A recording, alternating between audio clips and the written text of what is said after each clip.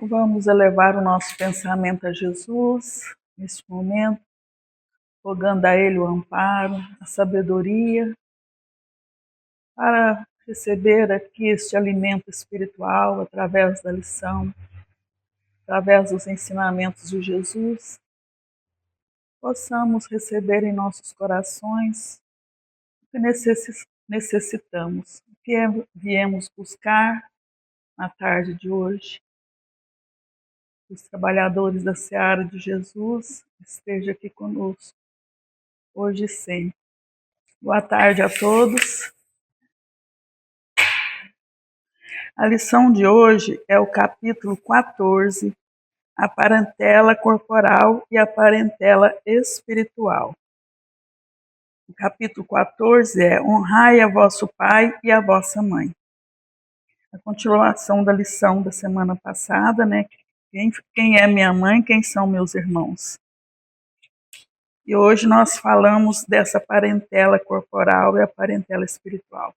Quando Jesus diz essa fala, né, quem é minha mãe, quem são meus irmãos, ele estava se referindo a essa parentela corporal e essa parentela espiritual. Então nós temos esses dois tipos de parentela, né? Vamos falar primeiro dessa parentela corporal. A parentela corporal, né, ela é composta de pais, mães, filhos, parentes próximos, a parentela consanguínea, né, que é de sangue que a gente fala. Muitas vezes são espíritos que recebem outros no mesmo lar, então constitui aí a parentela consanguínea, a parentela corporal. E a outra parentela espiritual, não menos importante do que essa. Então, todas as duas são muito importantes. A corporal, ela traz a oportunidade de alguns espíritos evoluírem, junto com um pai, com uma mãe, que vieram nesse mundo para educar. Então, eles lá no plano espiritual já se reuniram, né, para receber aqueles espíritos que ia fazer parte dessa parentela corporal, dando a eles a oportunidade da evolução espiritual aqui na Terra. E essa parentela, muitas vezes ela se estende por várias e várias encarnações. São vínculos que já são mútuos de muitas épocas, de muitas vidas. Ela não nasce só naquele momento. A gente fala de parentela corporal, a gente pensa que são espíritos, muitas vezes inimigos ali que se unem, não. Na maioria são espíritos afins ligados pelos laços de amor. Agora, as diferenças nascem da dificuldade de relacionamento, que muitas vezes um está mais evoluído, o outro não. Um ainda traz certas dificuldades de relacionar uns com os outros, por causa de algumas percalços que existiram no passado desses espíritos. Vamos supor que aquela equipe que está ali, aquele grupo consanguíneo que nasceram no mesmo lar ou numa mesma família, são espíritos que se amam, mas que cometeram junto alguns desatinos. São grupos que às vezes estavam juntos em outras vidas e cometeram alguns erros. Talvez tenham feito mal a algumas outras pessoas. Então eles nascem, se propõem a caminhar junto aqui na Terra para sanar esses percalços, né, essas dívidas que têm com outras pessoas. Então eles vêm junto ali, mas trazem também, mas junto com eles vêm outros espíritos que talvez eles tenham prejudicados, que têm animosidade com eles também, que não só espíritos afins. Deus permite que ali encarnem inimigos também junto com eles, mas na maioria das vezes são espíritos amigos que reencarnam ali juntos, já ligados por vínculos de várias encarnações. Quando a gente fala de vínculos de amor, a gente pensa que eles são iguais, são já evoluídos, esses vínculos. Os vínculos de amor não determinam se são espíritos evoluídos. Determina que são espíritos que se amam, mas que ainda são espíritos que erraram e ainda erram muito. Por isso estão ali. E juntos, né, com aquelas atritos, com aquelas dificuldades de caráter um com o outro, né? Vamos supor que numa família algum daqueles espíritos bebe, né? Fumam, bebe, e outros não. Não quer dizer, se a gente tem um irmão assim, não quer dizer que a gente o ame menos porque ele tem esses defeitos. Quem ama não se importa. Uma mãe ama um filho muito, né? Por isso que tem uma lição no Evangelho que fala dos criminosos, que a gente deve amar os criminosos. Porque uma mãe, se tem um filho criminoso, ela não vai deixar de amar porque ele é criminoso. Porque ela o ama mesmo assim, não importa o que ele seja. Então, numa casa existem espíritos diversos, com caráter diferente, e muitas vezes alguns ali cometendo erros, mas por causa desse amor que os une ali naquele lar, eles têm a oportunidade de juntos evoluírem. Se é uma irmã, uma mãe, um pai que ama o filho, né, uma irmã que ama muito também aquele pai, aquela mãe, aqueles irmãos, então esse amor, né, vai acabar auxiliando aquelas criaturas ali naquele lar, fazendo com que eles possam evoluir. Então essa são a oportunidade que nós temos dentro de um lar, né, do progresso espiritual. Muitas vezes é difícil caminhar com aquelas pessoas, mas a oportunidade que temos esse amor vai nos fazer ser paciente, ser indulgente, conversar, ensinar, muitas vezes, se tem um ali que está melhor e o outro não. E muitas vezes eles estão no mesmo patamar, mas alguns já desenvolveram algumas qualidades e o outro não. O outro talvez tenha desenvolvido, voltando ao espírito ali que tem uma deficiência, que bebe, que tem vícios, mas esse espírito é bom, faz o bem, ajuda os outros, ele só não está ainda conseguindo ajudar a si mesmo. Mas tem aquele outro do lado que já venceu todos esses vícios, está ali apoiando, auxiliando aquele outro a caminhar. Então esse é o objetivo da família consanguínea, né? E a família espiritual? A gente pensa que a família espiritual é composta só desses vínculos, né? São espíritos afins, amigos, né? Que juntos eles reencarnam, mas não são famílias consanguíneas, mas é um grupo espiritual que reencarna unidos por um objetivo maior. E desse grupo existe a família consanguínea. Eles estão na retaguarda dessas famílias consanguíneas para auxiliar. Vamos supor que a casa espírita aqui onde a gente está trabalhando aqui, somos unidos não pelos laços de sangue, mas pelos laços do espírito. Nos gostamos, não vivemos na mesma casa, mas gostamos de conversar, temos afinidade. São afinidades, né, identidades de gosto, né, de objetivos. E esse objetivo qual é? Auxiliar. E dentro desse auxílio está as famílias consanguíneas. Cada um de nós tem sua família consanguínea, do qual a gente vem buscar esse apoio. Então a família espiritual, ela é a retaguarda, nos apoiando a vencer as dificuldades que nós trazemos, muitas vezes até com a família consanguínea, né? Nos dando força, a gente busca nessa família espiritual a força, a coragem para vencer as dificuldades do dia a dia, da nossa caminhada. Então, muitas vezes, a gente tem um laço muito mais forte do que dentro da família consanguínea, não generalizando, não é todos. Às vezes, existe alguém lá muito difícil que a gente não consegue, né? Que são espíritos que muitas vezes não tem nada a ver com a família consanguínea. São espíritos diferentes, espíritos que Jesus permite, né, que encarne junto conosco. E muitas vezes também recebemos lá inimigos, pessoas difíceis que nós vamos ter dificuldades de conviver com eles. Então nem todos são amigos, mas nem todos são inimigos.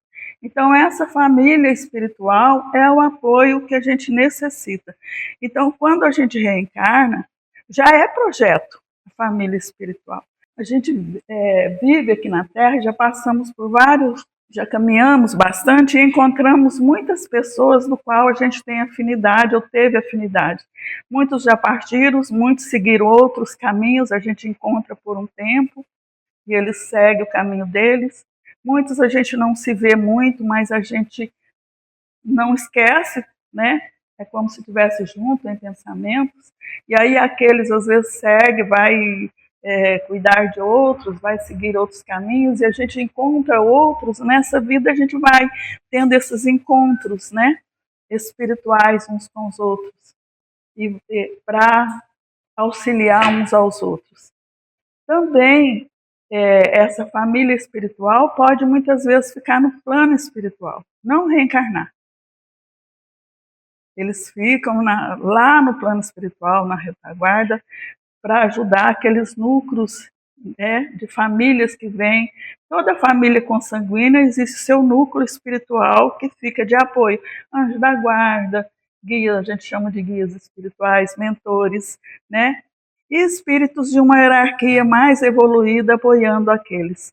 A gente, quando pensa em espíritos da família espiritual, muitos a gente nem conheceu, mas estão aqui ajudando a humanidade.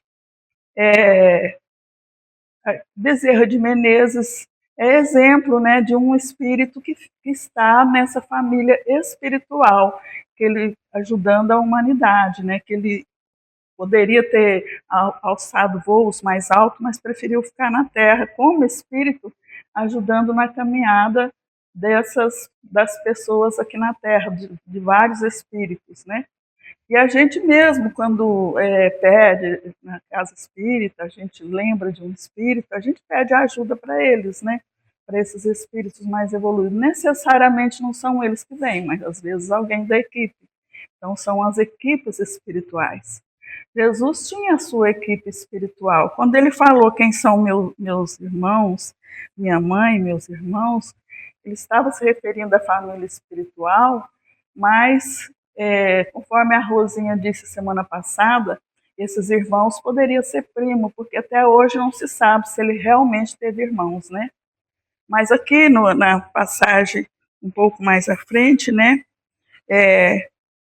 quando ele aqui fala que eram seus irmãos, né? Segundo alguns livros que não são bem confiáveis, né, mas alguns citam que José era velho, né, já era um homem mais velho e era viúvo. Então, não é uma coisa certa, mas eles falam dos livros apócrifos, que são livros que não fazem parte da Bíblia, mas que citam que ele era viúvo e se casou com Maria, né? Teve Jesus, né? Então, provavelmente, se ele já era um homem mais velho, esses filhos... Essa é uma hipótese, não é a verdade. Mas também tem os primos, que também eram... Tiago e João eram primos de Jesus, né? Mas eram primos que tinham afinidade com ele. João, a gente sabe que João Batista também era primo de Jesus, né? Mas eu fiz uma pesquisa porque eu fiquei curiosa, mas esses livros falam sobre isso, que não é algo seguro, que se fala muito pouco de José. Como a Rosinha disse semana passada, não importa, né? O que importa se ele tinha irmão ou não, né? O que ele quis dizer é que aqueles que ele tinha afinidade com ele, que eram os que faziam parte da obra dele, do trabalho dele, né? Ali os apóstolos, era a sua família espiritual, a quem ele comia, vivia todos os dias junto ali, a todas as horas, estava todo momento com ele. Se ele teve irmãos ou primos próximos, eles não estavam com ele, a não ser Tiago e João, que a gente sabe, né? E se teve realmente esses irmãos, não participavam com ele da sua obra, né? Então, muitas vezes ele quis dar um ensinamento sobre a família espiritual, que é a família universal, né? Então, essa família espiritual, a gente vê também alguns espíritos, tipo Emmanuel também, né? Que a gente sabe que há 2000 anos atrás, quem não leu o livro há 2000 anos, é bom ler, que é um livro maravilhoso, né? Que ele evoluiu, passou por várias etapas, várias encarnações, E o espírito que veio, né, que esteve com ele, encarnado como Lívia, né, que era a esposa dele, que era já um espírito evoluído, segundo Chico Xavier, né, em algumas obras e alguns dizeres também, ela ficou no plano espiritual em várias encarnações dele aqui na Terra, auxiliando ele, né, com o espírito no plano espiritual, na evolução dele. Então, esses espíritos estão presentes na nossa vida, na vida de cada um de nós. Existe seus anjos da guarda, existe uma equipe espiritual da família e existe individualmente de cada um. Você vê como que a gente, né, é privilegiado, a gente que não presta atenção nisso, mas cada um de nós tem essa equipe espiritual e existe a equipe espiritual da família no plano espiritual cuidando de nós. E se não fosse eles, a gente não poderia morrer na primeira esquina, porque a gente às vezes está distraído, mas eles estão ali nos protegendo, nos intuindo, nos auxiliando. Muitas vezes a gente é rebelde, segue outros caminhos, mas não por falta de auxílio, né? Não por falta de ajuda. Mas, voltando à família espiritual, ela é a nossa retaguarda, né? Que a gente encontra nessa vida todos aqueles espíritos que a gente tem afinidade, identidade, gostos, que nos amparam, que nos auxiliam nesses momentos difíceis. Essa história que eu vou contar é verídica, né? Na minha profissão, eu conheço muitas pessoas e elas contam as histórias delas, né? E essa pessoa, né, ela me contou, né, que ela foi casada há 40 anos, né? Nesses 40 anos, esse marido quebrou todos os laços, né? A gente fala que quebra os laços é a traição, né? Traiu, tinha amante, né? Arrumou um amante, fez tudo aquilo que estava, né, assim, para ela se magoava, né, mas ela não deixou, porque nessa metade desse caminho ele teve um câncer, né, e esse câncer, ele ficou muitos anos doente, é um câncer, parece que pâncreas, e depois ele se curava e tratava e voltava, e assim foram anos e anos essa pessoa doente com esse câncer.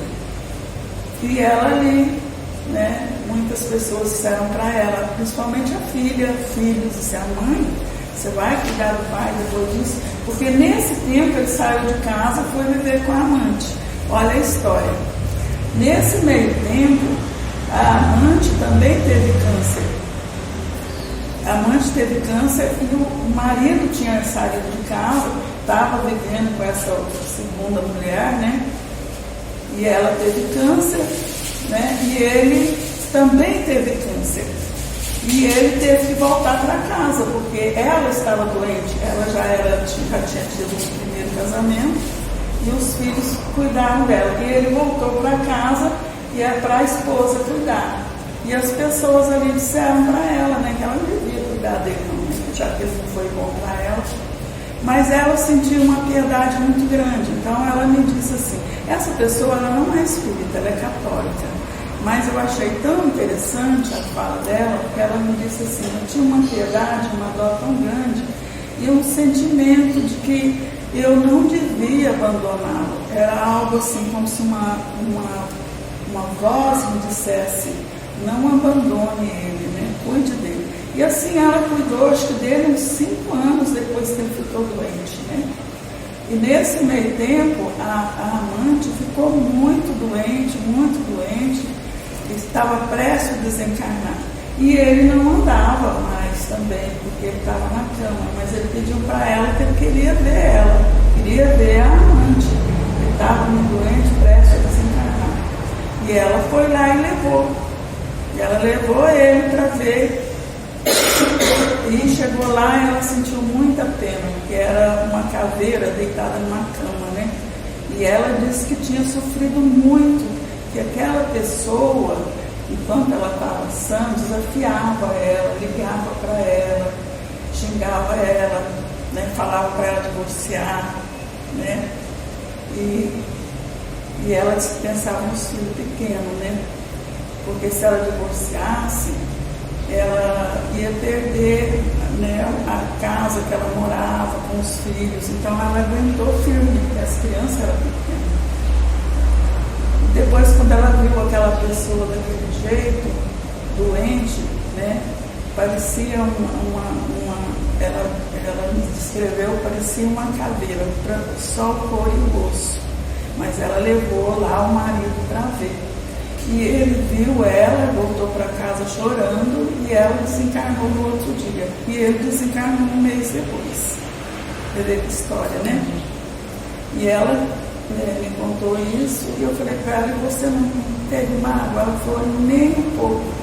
Porque algum sentimento dentro de mim falava que tinha que ser daquele jeito. Que se eu não fizesse aquilo, e olha, ela não entende de reencarnação, né? Então, assim, ela disse: eu sinto que eu cumpri o meu dever. E hoje eu durmo em paz. Eu fico bem, eu me sinto bem, né? Porque eu não fiz nenhum mal a ele, não me vinguei, cuidei dele. Ela falou que ele tinha medo, que ela, quando ela saía um pouquinho, até para ir no banheiro, ele gritava, porque eu tinha medo dela deixar ele sozinho, dela abandonar ele. Ela não podia nem sair sozinha, nem sair na rua, porque tinha que ficar junto com ele, porque ele ficava apavorado com medo dela abandonar ele lá, né? E tanto a amante pediu perdão, como ele pediu perdão para ela, né, antes de desencarnar. Então vamos analisar como uma família consanguínea, né, que sanou ali os débitos, né?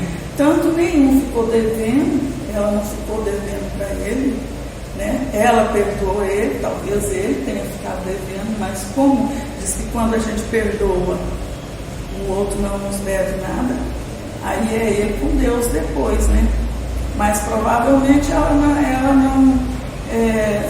obrigada a mais nada com ele, porque ela cumpriu ali o dever dela. E ela perdoou a amante também, então ela também não lhe deve nada. Agora, isso é com eles depois, é com Deus, né? Então, essas são um tipo de famílias consanguíneas. E não é só essas histórias que a gente ouve, né? A gente ouve muitas assim. Antigamente tinha muitas histórias assim. Minha avó mesmo foi assim, né? Eu não sei se eu já contei, mas eu me lembro muito dessa história, porque minha mãe contava quando a gente era criança. E meu avô também era assim, difícil, né? E ela teve muitos filhos, naquela época tinha 12 filhos, né? E aí, quando ela estava com as crianças, aquele monte de criança pequena, ele abandonou ela por causa de uma outra mulher mais nova. E ele foi viver com essa mulher. E ela já tinha filhos moços também, que eram muitos, né? E eles cuidaram dela, e o tempo foi passando, os anos foi passando, e ele ficou para lá, seguiu o caminho dele, e ela seguiu o caminho dela com os filhos, né? Eu lembro que eu era pequena, eu conhecia ela muito pouco, só até os 7 anos, e ela fazia flores para vender. E ela fazia aquelas flores lindas e saía vendendo, ou vendia na porta da casa dela. E os filhos cuidavam dela, né? Já eram muitos, já eram casados. E esse meu avô, depois que passou uns anos, ele ficou doente. Ele também teve uma doença, na época era doença de Chagas, muito comum. E aí ele, sabendo que ia morrer, naquela época não tinha muito tratamento, né? Eu não sei se o remorso bateu, né? E ele sentia muito remorso. E ele um dia falou, ele convivia com a minha mãe, que já era casada, já tinha os filhos, né? A gente já tinha nascido.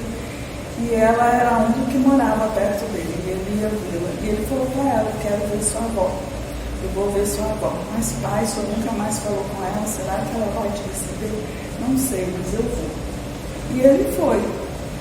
E ele chegou na porta e ele não conhecia a filha mais nova, que já na época tinha 7 anos. Quando ele abandonou ela tinha acabado de nascer, então ele não conhecia a filha. E ela estava brincando na porta. E ele chega, né, no portão e ele vê aquela menina brincando, ele reconhece como filho, acho que essa é a emoção, e ele cai na porta. E a menina grita: mãe, um bêbado caiu aqui na porta, mãe. E ela veio correndo para acudir ele, né? Chegando lá, ela reconheceu que era meu avô, né? E ela segurou ele, né, no chão, e ele só olhou para ela e falou perdão, e morreu nos braços dela, né? Então eu achava essa história muito interessante. Não sei, eu ficava encantada, né? Porque ele foi ali e pediu perdão para ela, né? E não desencarnou com aquele remorso. E ela perdoou. Naquela época usava uma vela na mão. E ela correu, buscou uma vela e pôs na mão dele. Não sei o que significava botar essa vela na mão, mas eles colocaram uma vela na hora que a pessoa estava desencarnando. E já tinha passado alguns anos e ele foi morrer ali nos braços dela. Então a gente vê que são essas famílias, né? O objetivo das famílias espirituais, eles não cessam, mesmo que as pessoas não fiquem juntos, ou elas são levadas pelas paixões, né? Que são as paixões que levam, porque a criatura tem um livre-arbítrio, mas o laço, ele fica, ele permanece. Por mais que o outro muitas vezes faça alguma coisa errada ou alguma coisa que não seja bom, né? Alguns viram inimigos, né? Que são esses inimigos que não deixam, né? Os chamados obsessores, que não perdoam. Mas aqueles que conseguem perdoar e entender, seguem em frente depois, né? São esses laços que dão a oportunidade da gente evoluir espiritualmente. Então vamos agradecer a Jesus a oportunidade desse aprendizado, a oportunidade que Jesus nos dá de ouvir, de aprender nas sessões, de olhar para dentro daqueles que amamos, olhar para os nossos lares, aproveitar as oportunidades que temos com os nossos entes queridos. O tempo aqui é curto, passa muito rápido, não devemos nunca perder essas oportunidades de perdoar, de amar, de aprender uns com os outros. Jesus possa abençoar a nossa terra, os países que estão em guerra, as pessoas que estão passando fome nesses lugares, onde já se perderam as casas, que são destruídas, muitos têm que deixar tudo para trás, emprego, que sofrem, que perdem seus familiares. Que a misericórdia de Jesus possa alcançar esses lugares onde também nós não sabemos, eles estão tendo ali oportunidades de resgate. Mas é muito sofrimento. Jesus possa apaziguar suas dores. Pedimos também pelos governantes, por aqueles que são responsáveis, que eles sejam também envolvidos no amor de Deus, no amor de Jesus. Agradecemos aos amigos espirituais, as famílias consanguíneas e as famílias espirituais que caminham conosco. Que Jesus nos abençoe hoje e sempre. Assim seja.